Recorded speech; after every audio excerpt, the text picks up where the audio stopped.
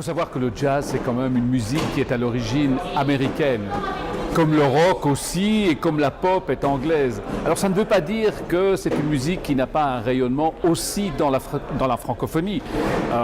Et par exemple en Belgique, il y a un festival de jazz très célèbre à Liège qui existe depuis de nombreuses années et qui évolue avec le jazz parce que le jazz s'ouvre maintenant aux musiques du monde, à l'afro, latino. C'est une musique qui se métisse de plus en plus et qui continue à évoluer. Et ce festival y est très attentif.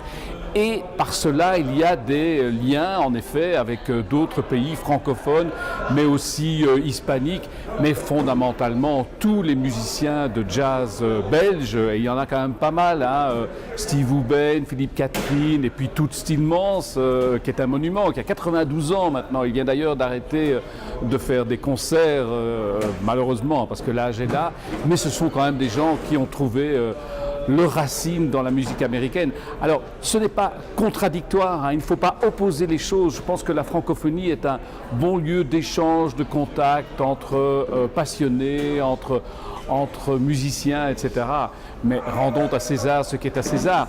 Le jazz est avant tout une musique qui a trouvé son origine là-bas et puis qui a eu un rayonnement mondial. Et c'est très bien, parce que c'est aussi ça qui fait que cette circulation mondiale, que vraiment des arts qui ont leur ancrage dans la francophonie peuvent aussi alors trouver un rayonnement mondial.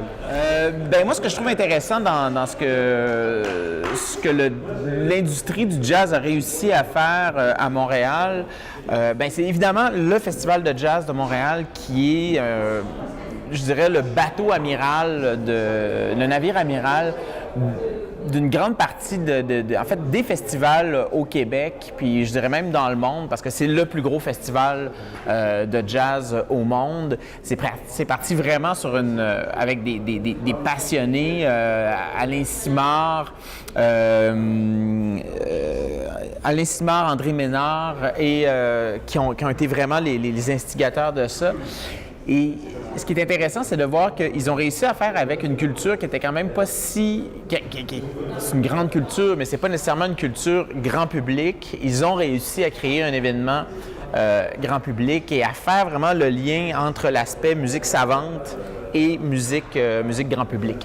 Donc, c'est quand même intéressant de voir que c'est pas justement... en fait, c'est un pari qui n'était pas gagné d'avance.